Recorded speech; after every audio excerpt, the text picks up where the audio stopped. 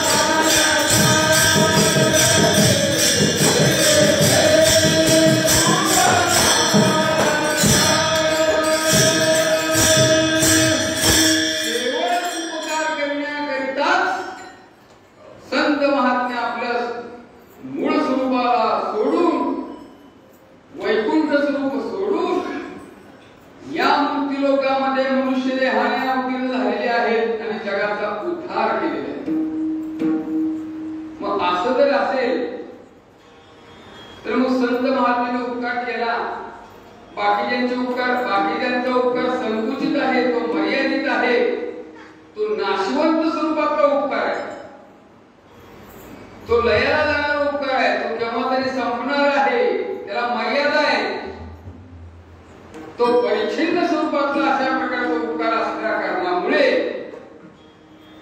त्या उपकाराला काही किंमतच नाही, काही अर्थच नाही. मग संत जे उपकार करतात तो उपकार दुसरा कुणीच करू शकत, कुणीही करू शकत नाही. हा लौकिकाचा उपकार आहे. रस्ता बांधून दिला, आमदाराचा उपकार झाला. आणखी गावाला आणखी काय अशा प्रकारचा की दवाखाना काढून दिला, मंत्र्यांनी उपकार केला. गावाची गोष्ट नव्हती ती सुरू केली, आणखी हा उपकार अशा प्रकारचा केला. पण या उपकाराला मर्यादा आहे. याच्यापेक्षा उपकार आणखी मोठा उपकार जर कोणी केला असेल तर आई वडिलांचा उपकार आहे. आई वडिलांनी आपल्याला जन्म दिला हाच आपल्याला मोठा आई वडिलांचा उपकार आहे.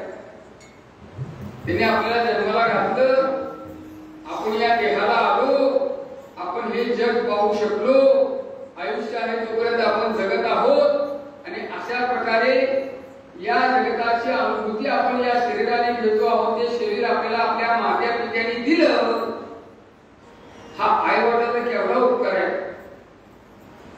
पण एवढंच आहे, मात्या पित्याने जन्माला घातलं, हा देह आपल्याला दिला, हा देहाने आपण जन्माला आलो, एवढा उपकार सोडला तर आपलं हित मात्र माता पिता करतात असं मात्र म्हणता येत नाही.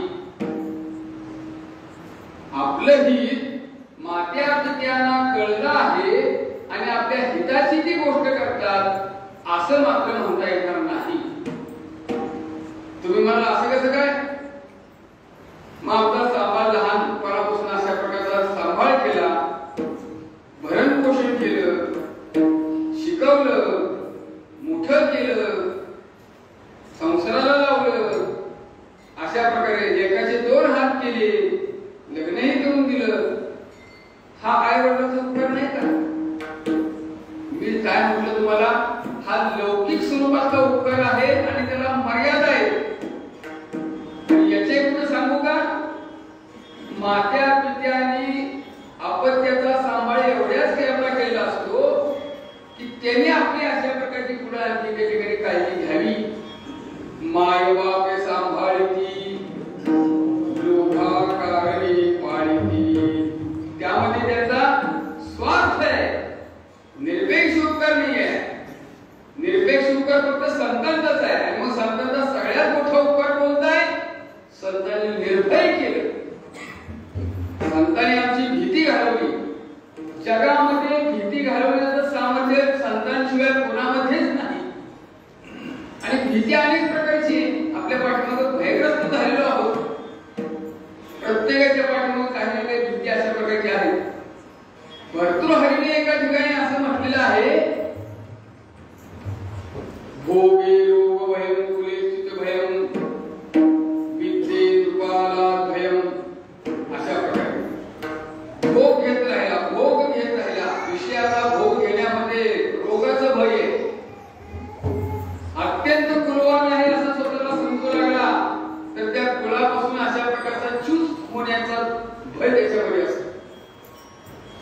खूप अशा प्रकारचा धनसंचय केला तर त्याला राजाचा भय असतो. हल्लीच्या भाषेत सांगायचं झालं तर इन्कम टॅक्सचं भय असतं आणि त्याचे पुढचं भय सांगायचं झालं तर ईडीचं भय असतं. आता ईडी हा काय नावा प्रकार निघाला तुम्ही बघावा. ईडी काय, ईडी काय त्यांची त्यांना अति अशा प्रकारे विद्ये नृपाला भयं सर्व वस्तू भयान्वितं भुविन्द्रं वैराग्यमेवा भयं. मग अशा प्रकारचं प्रत्येकाच्या मागे भय. विद्वान असला तर वादविवादाचं भय, बलवान असला तर शत्रूचं भय. प्रत्येकाच्या मागे काहीतरी भय अशा प्रकारचं भयग्रस्त आहे.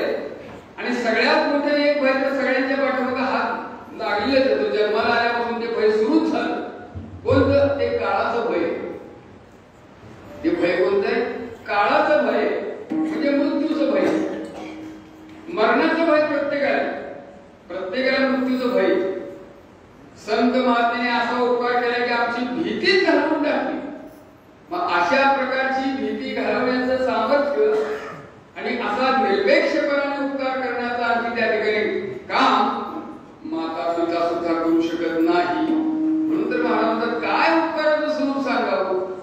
केले उपकार सांगू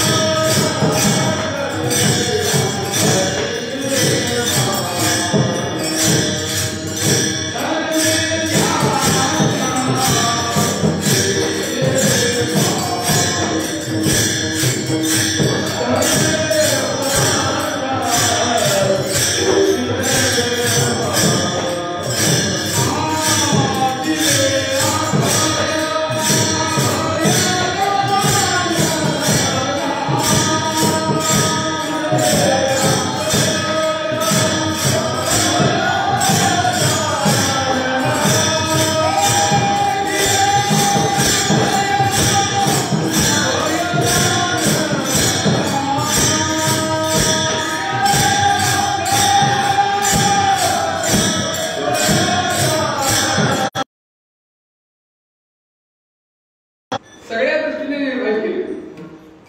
हा मोठा उपकार संतांचा. म्हणून महाराज संतांच्या बद्दलची कृतज्ञता बाळगला. त्याचं कारण संतांचं हे स्वरूप, संतांचा हा उपकार महाराज यथार्थपणाने जातात. आणि मग या उपकाराचं मी काय वर्णन करावं.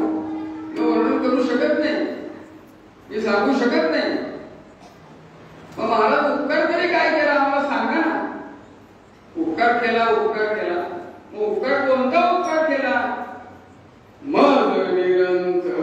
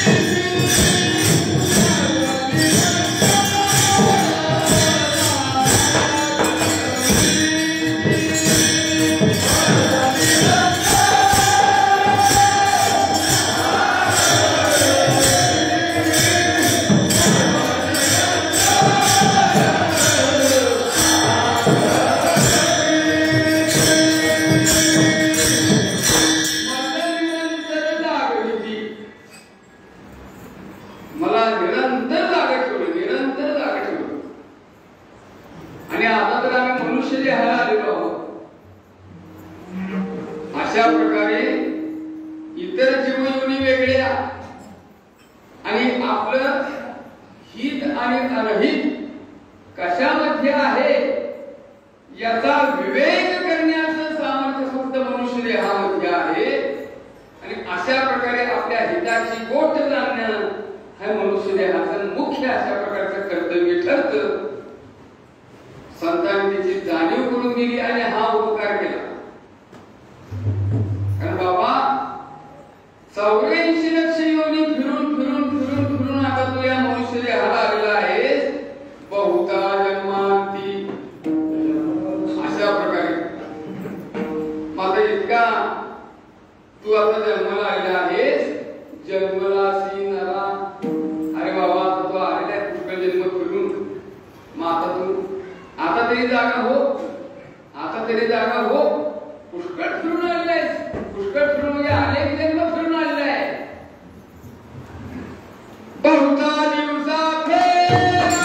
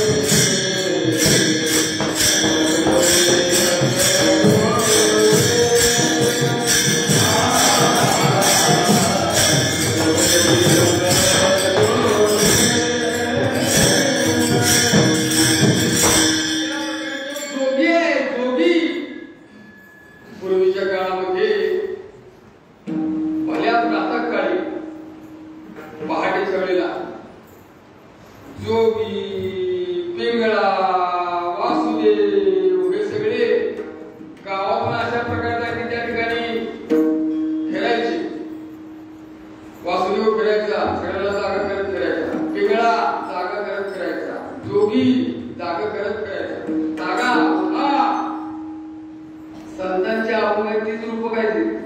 वासुदेवाचे अभंग तरी तेच आहे, पेगळाचा अभंग तरी तोच आहे, जोगीचा अभंग तरी तोच आहे, जागे करणारेच अभंग आहेत. जागे व्हा, जागे व्हा, जागे व्हा. झाले आता पहाट झाली, ती टळले रात्रीचे, गेले टळले प्रहार 3. काय निदसुरा अजून, जागे होऊन करा काही दान, नका हो डोळे झाकू नका. अशा प्रकारे काय असं हे रूपक आहे. या पद्धतीनं संतांनी आम्हाला जागा केलेली. मग ज्या संत महात्म्यांनी निरंतर मला जागा ठेवलेला आहे, सततची जागृती माझ्या ठिकाणी ठेवली, त्या उपकाराबद्दल मी संतांच्या बाबतीत काय सांगावं, या उपकाराचं वर्णन कोणत्या शब्दाने करावं. वा वा, नुसतं जागा ठेवणं हा काय उपकार असतो का? झोप देऊ द्यायची नाही हा काय उपकार म्हणतात का?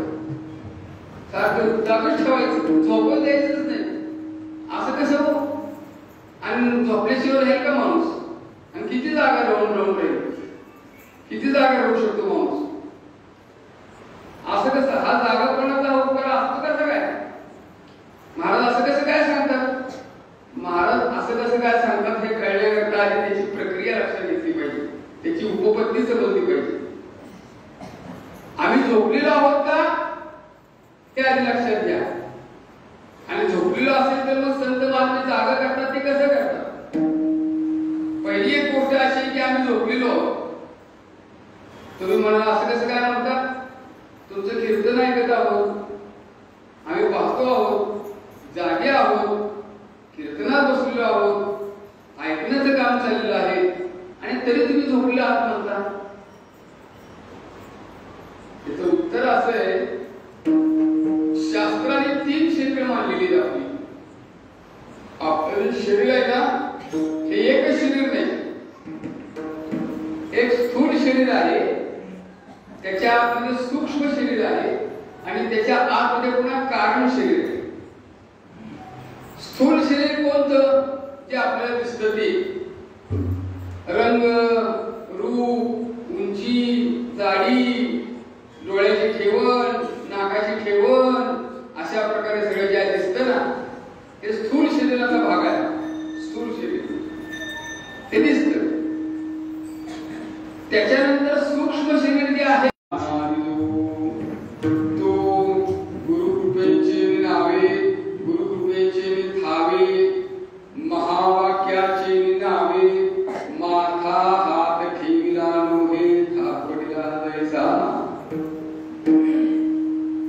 गडद अशा प्रकारच्या अविद्यारूपी अंधकारामध्ये हा जीव झोपी गेलेला आहे, म्हणजे तो विस्मरण त्याला त्याच्या स्वरूपाचं झालेला आहे.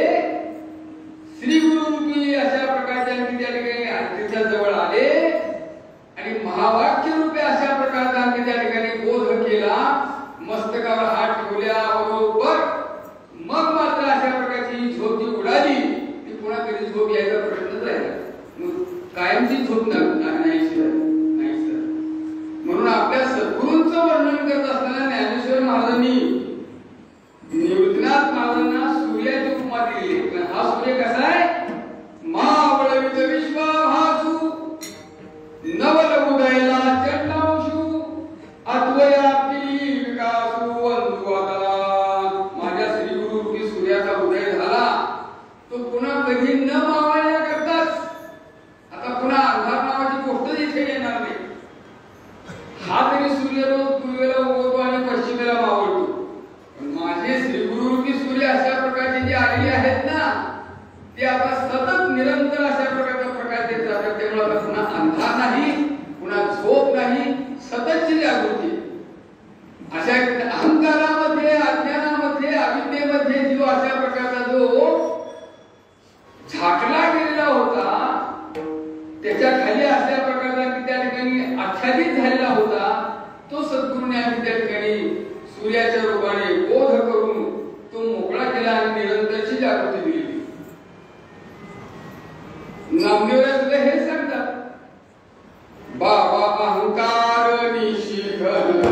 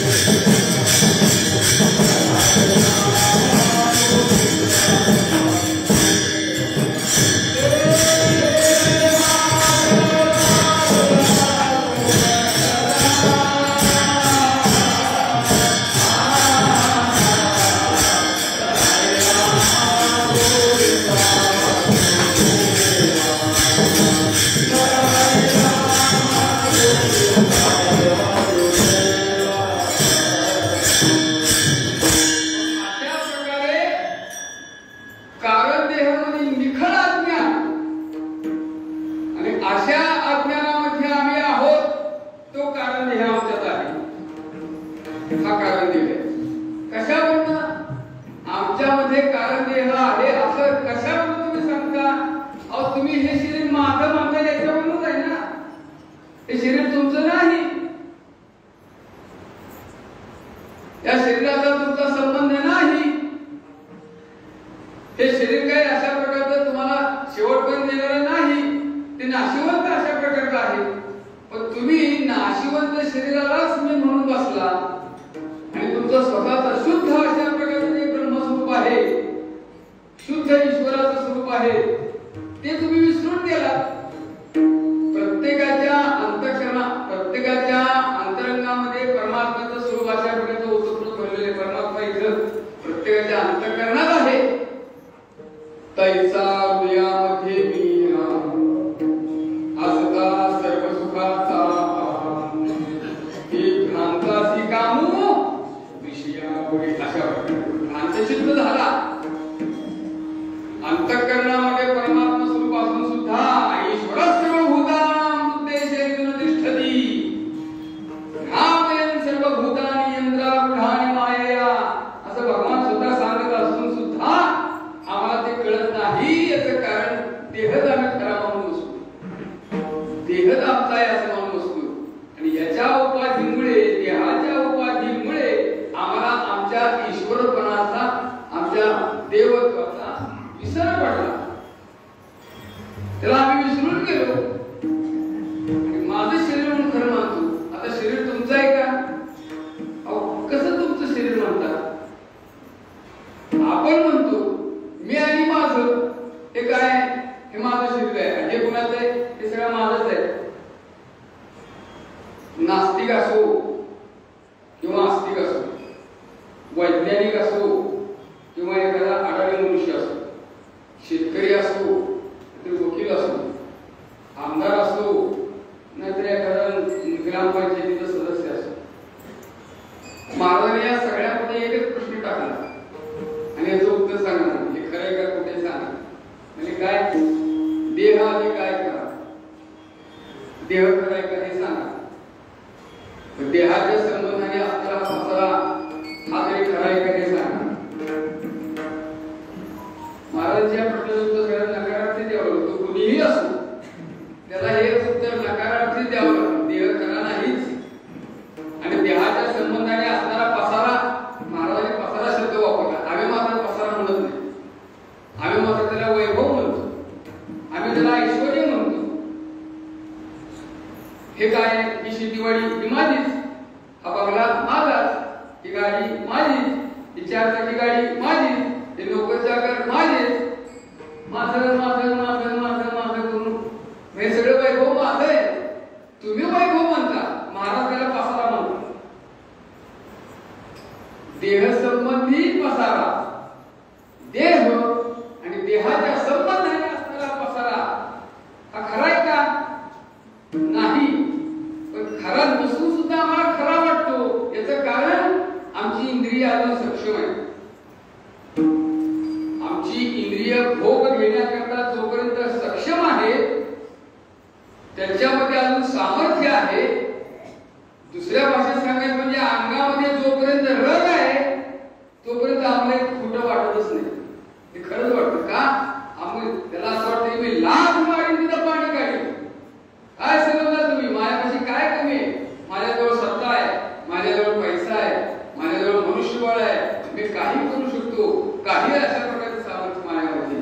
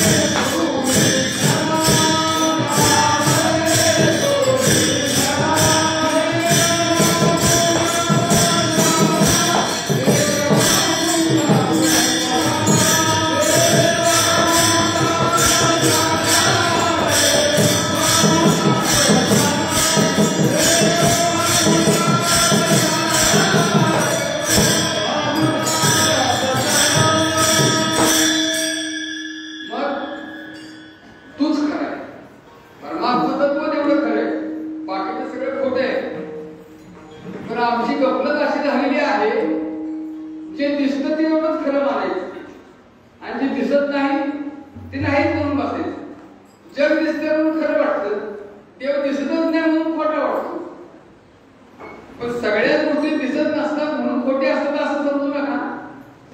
त्या प्रत्येक प्रत्यक्षात असतात पण आपल्याला दिसत नाही. मग ते खोटे समजायचे का? नाही. त्याची एक उपपत्ती आहे, शास्त्रीय परिभाषेत सांगायचं ती जाताना तुम्हाला सांगतो. परमात्मा प्रत्यक्ष आहे पण तो दिसण्याचा विषय नाही. तो दिसण्याचा विषय नाही म्हणून तो नाही म्हणता येत नाही. तो आहे. कसा आहे? काही वस्तू प्रत्यक्ष असूनही दिसत नाही किंवा ते प्रत्यक्ष रूपाने सिद्ध होत नाही याचा अर्थ ते नसतात असं नाही, ते असतातच. आमच्या प्रतीला येते त्याचे कारण दूरतः दोष. अति दूर असणारी वस्तू असून सुद्धा आपल्याला दिसत नाही. अति दूर असणारी वस्तू आणि दिसली तर ती विपरीत स्वरूपात दिसते. सकाळी पूर्व दिशेला जेव्हा अशा प्रकारची सूर्य लाल बंद अशा प्रकारचं सूर्याचं बिंब दिसतं, ते जेवढं दिसतं तसंच असतं तेवढंच असतं का? ओंजळी एवढं दिसतं बोल त्याचा अशा प्रकारे. मग तेवढा सूर्य आहे का? आपल्या या पृथ्वीच्या कितीतरी पटीने सूर्य मोठा आहे. मग तसं नाही दिसत. तो अति दूर असल्यामुळे तो नाही त्याची अशा प्रकारची प्रचिती येत. त्याचं वास्तव स्वरूप कळत नाही. काही वस्तू अति जवळ असल्यामुळे हे दिसत नाही पण ते असतातच. डोळ्याने सगळ्या वस्तू आपण पाहतो. प्रत्येक गोष्ट आपण डोळ्याने पाहतो. पण डोळ्याने डोळा पाहता येईल का? डोळा पाहण्याचं इंद्रिय आहे ना. डोळा हे पाहण्याचंच इंद्रिय आहे ना. डोळ्याने प्रत्येक वस्तू तुम्ही पाहता ना.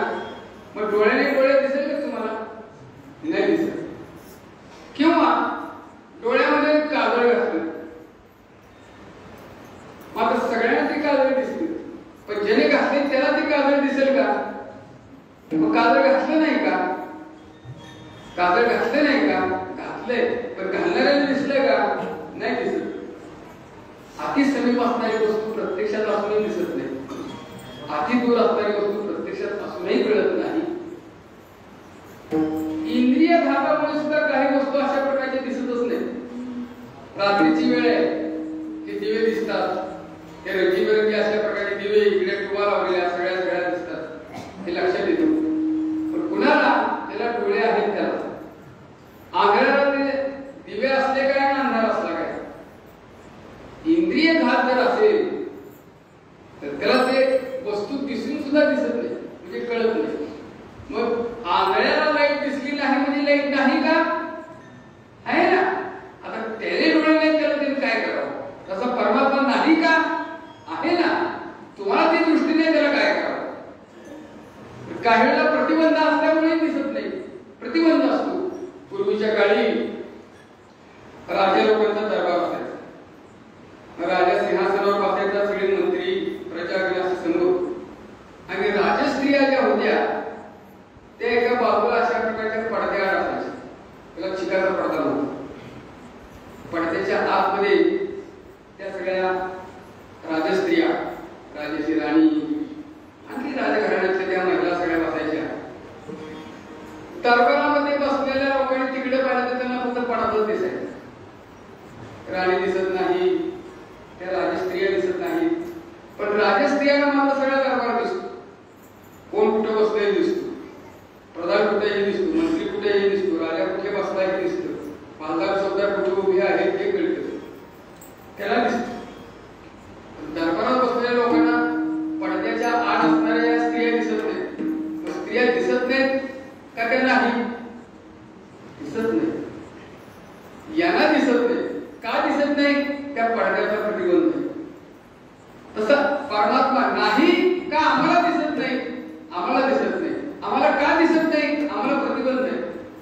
आम्हाला प्रतिबंध कशाचा आहे? कारण देहाचा. कारण देहाचा प्रतिबंध असल्या कारणामुळे आम्हाला तो प्रतिक्रिया येत नाही. संत महात्मे जाणीव करून देतात म्हणजे जागृती ठेवणं. जागृती ठेवणं, जागर करणं याचा अर्थ ती जाणीव करून देणं. व्यवहारामध्ये सुद्धा आपण असं म्हणतो, गुरुजी वर्गात शिकवत असतात आणि एखादं सूत्र म्हणा, एखादा सिद्धांत म्हणा, एखादी व्याख्या म्हणा एखाद्या गोष्टीची, पदार्थाची, ते वर्गामध्ये मुलांना शिकवत असतात आणि समोरच्या एक नंबरला मुलगा बसलेला असतो. एक दिवस गुरुजी त्याला विचारतात, उठ आता मी जे सांगितलं आहे त्याचं सूत्र काय आहे? रसायनशास्त्राचं सूत्र पाणी. हे पाणी याचं रसायनशास्त्राचं सूत्र कोणतं आहे? तर त्याचं H2O असं त्याचं सूत्र. पाण्याचं सूत्र काय आहे रसायनशास्त्रातलं? H2O. हायड्रोजनचे 2 आणि ऑक्सिजनचा 1 भाग मिळून अशा प्रकारचं ते पाणी निर्माण होतं असं त्याचं रासायनिक सूत्र आहे. त्याला विचार उठ पाण्याचं सूत्र सांग. त्याचं लक्ष नसतं.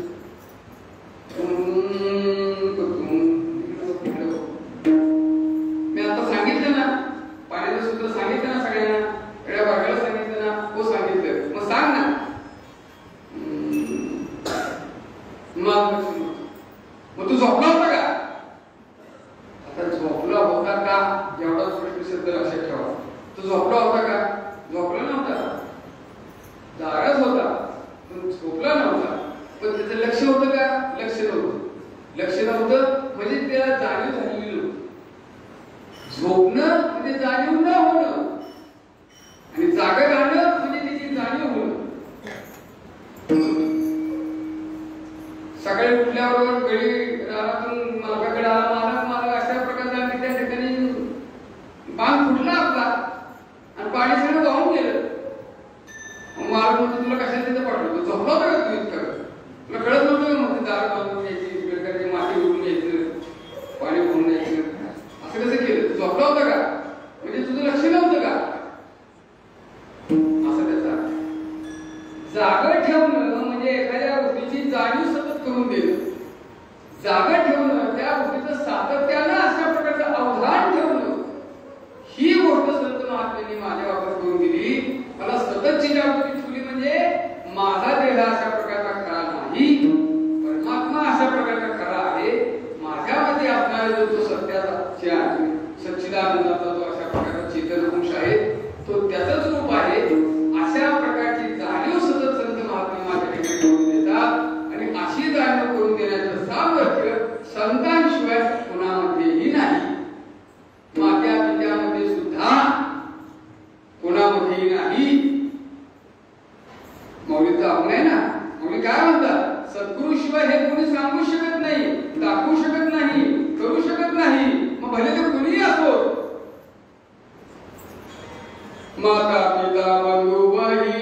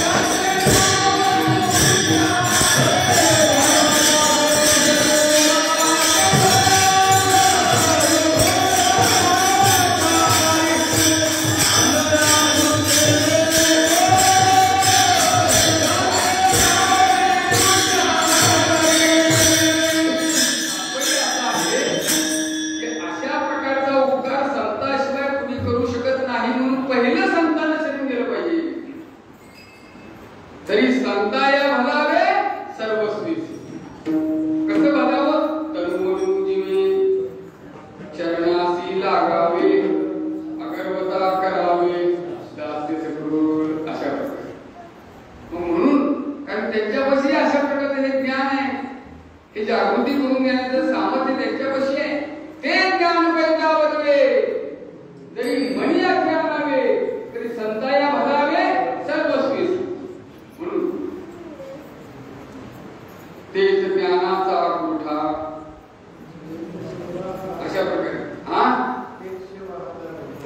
ठेवा हा दारबंदा तो स्वाधीन करी सुबटा ओळ बोनी.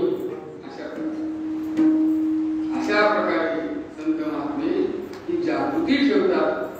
जागृती ठेवतात म्हणजे माझा जो संकुचितपणा आहे, जीवदशा आहे, मी आणि माझं म्हणून जे चिटकून बसलेलो आहे ते बाजूला सारून व्यापक स्वरूपातून अशा प्रकारे त्याचं स्वरूप आहे, परमात्मा स्वरूप आहे अशी जाणीव करून देतात, ही जागृती करून देतात आणि ती सतत माझ्या ठिकाणी ठेवतात. हा संतांचा माझ्यावर मोठा उपकार आहे. या उपकारातून उतराय होण्याकरता मी माझा जीव जरी त्यांना करून ठेवला तो अपुरा ठेवी तो हा पायी जीव ठेवला. म्हणून महाराज संतांचं कृतज्ञतापूर्वक स्मरण करतात. काय सांगू आता संतांचे उपकार मध्ये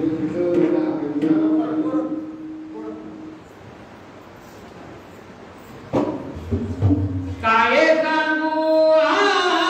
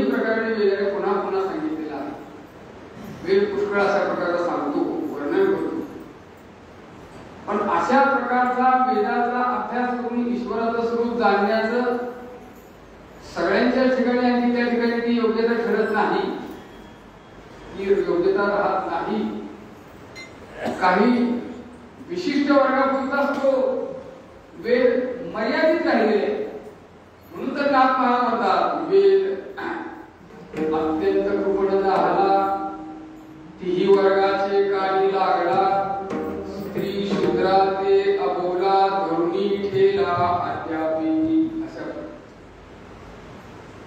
भगवंताची ही गोष्ट लक्षात आली.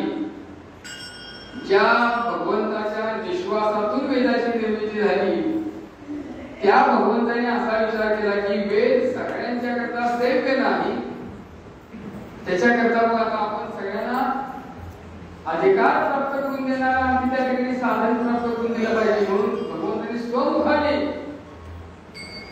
या वेदाचं तात्पर्य सांगितलं. कसं सांगितलं? कुरुक्षेत्राच्या रणांगणावर अर्जुनाला जो भगवद्गीतेचा उपदेश केला आहे त्या उपदेशातून ही सगळी ब्रह्मविद्या प्रगट केली.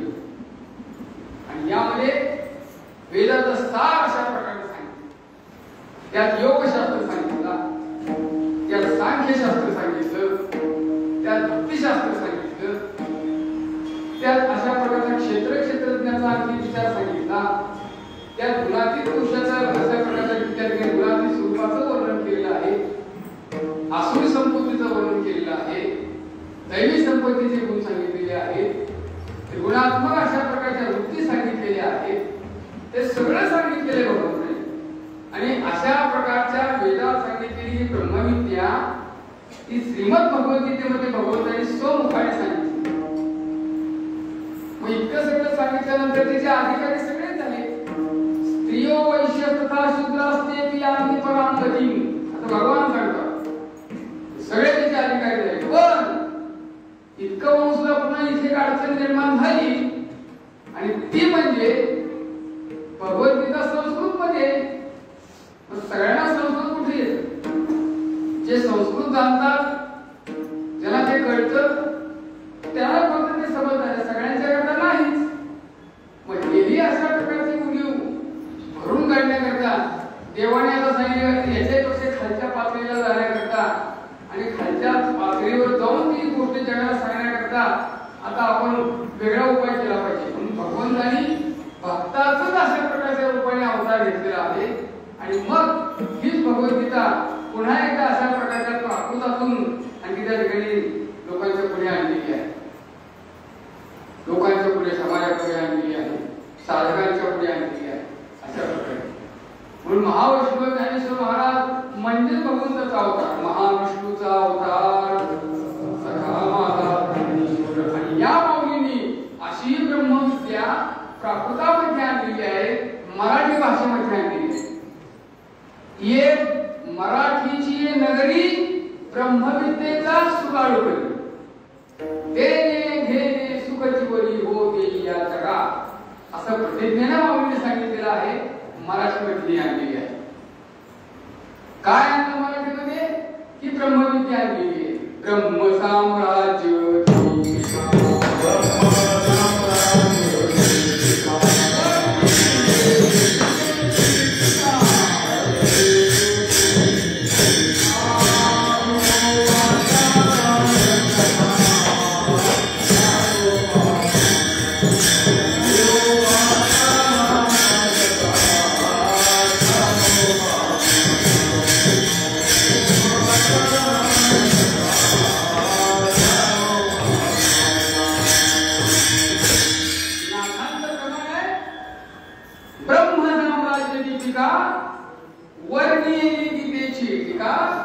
विठोबाचा प्राण सखा ज्ञानोबा माझा.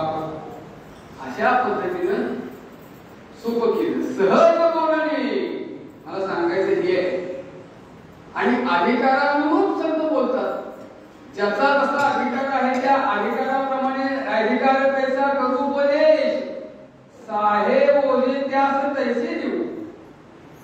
ज्याला जितकं ओझं सहन होईल तेवढंच तिला दिलं जाईल, ज्याला जेवढं पचेल तेवढं त्याला दिलं जाईल, त्याला जेवढं सहन होईल तेवढं त्याला दिलेलं. नाहीतर मुंगीची या मुखा गल्याचा आहार न साहे भारत आहे जीवे, असं महाराजांचं प्रमाण आहे. हत्तीचा आहार जर मुंगीच्या मुखात घातला तर ती मरूनच जाईल ना. असं ज्याला जो उपदेशाचा जसा अधिकारी आहे त्याच्या अधिकाऱ्याप्रमाणे जो तो उपदेश संतांनी केलेला आहे तो अत्यंत अशा प्रकारच्या तीव्र बुद्धीचा आहे. त्याच्याकरता वेगळा उपदेश, साधारण असणारा त्याच्याकरता वेगळा, मंद उपदेशाकरता सगळ्यांच्याकरता वेगळा. मौलीने असा उपदेश केला की नाही. 1400 वर्ष आयुष्य असलेले, योगशास्त्रामध्ये पारंगत असलेले, अष्टसिद्धी ज्याला प्राप्त झालेली आहे, समाधी स्थितीपर्यंत अशा प्रकारचे जाणारे मोठे अशा प्रकारचे की महान आणखी साधू ते चांगदेव महाराज, त्यांचा अशा प्रकारचा भ्रम नाहीसा करण्याकरता मौलींनी त्यांना 65 ओव्यातूनच ती गोष्ट अशा प्रकारे सांगून टाकली. कारण चांगदेव महाराज योगविद्या जाणत होते. चांगदेव महाराज समाधी अवस्थेमध्ये जगाचा लय करत होते. चांगदेव महाराजांना जगाचा बाध करता येत नव्हता. जगाचा लय करत होते पण बाध करता येत नव्हता. समाधीचं उत्थान झालं की पुन्हा जगात मूळ स्थितीला अशा प्रकारच्या प्रतीला यायचं आणि समाधी अवस्थेमध्ये गेले की जगाचा लय होऊन जायचा. समाधीचं उत्थान झालं की जगात पुन्हा अशा प्रकारच्या प्रतीला यायचं. माऊलींनी त्यांना जगताचा बाध कसा केला पाहिजे हे सांगितले. चांगलं थोडक्यात अशा प्रकारे, कारण त्याचा अधिकार तेवढा होता, त्यांच्या अधिकाराप्रमाणे ती गोष्ट सांगितली. दुसरा जो मुमुक्षुता वर्ग आहे त्याने देव काय, देवी काय, प्रकृती काय, पुरुष काय, शिव काय, शिवा काय, अशा प्रकारे शिव काय, शक्ती अशा प्रकारचा याचं ज्ञान होण्याकरता, सद्गुरूंचं स्वरूप जाणण्याकरता, ज्ञान काय हे कळण्याकरता, अज्ञान काय आहे हे कळण्याकरता, शब्दाचं सामर्थ्य काय आहे हे कळण्याकरता, जीवनमुक्त स्थिती कशी असते हे कळण्याकरता अशा साधकांना ज्ञानेश्वर महाराजांनी जो उपदेश केलेला आहे तो अमृतानुभवाच्या रूपाने केलेला. आणि काही प्रकरणामध्ये ज्ञानेश्वर महाराजांनी अशा प्रकारच्या त्या ठिकाणी या मुमुक्षूंना याच्या संबंधीचं ज्ञान सांगितलं. त्याच्यापेक्षा कमी अशा प्रकारच्या की त्या ठिकाणी जाणीव असणारे किंवा म्हणा किंवा त्याचा योग्यता असणारे म्हणा त्यांच्याकरता गीतेवर ही टीका लिहून अशा प्रकारची ही भावार्थ दीपिका त्यांच्याकरता प्रकट केली आणि त्याला सांगितलं हे वाचा, ही गीतेचं सार याच्यामध्ये आणले, ब्रह्मविद्या याच्यामध्ये प्रकट केली. पण काही असे की ज्यांना तेही कळेना, चांगदेवपासूनची तर दूरच नाही. अमृतानुभवासारखा ग्रंथ अशा प्रकारचा तो समजून घेणं लांबच राहील. पण ज्ञानेश्वरी सारखा सुद्धा ग्रंथ कळेना, तो टीकात्मक ग्रंथ सुद्धा अशा प्रकारचा समजेना. मग अशा अत्यंत पामर आणि विषयी असणाऱ्या जीवांच्या करता ज्ञानेश्वर महाराजांनी एक ठोक सांगितलं. काय सांगितलं? हरिमुखे म्हणा, हरिमुखे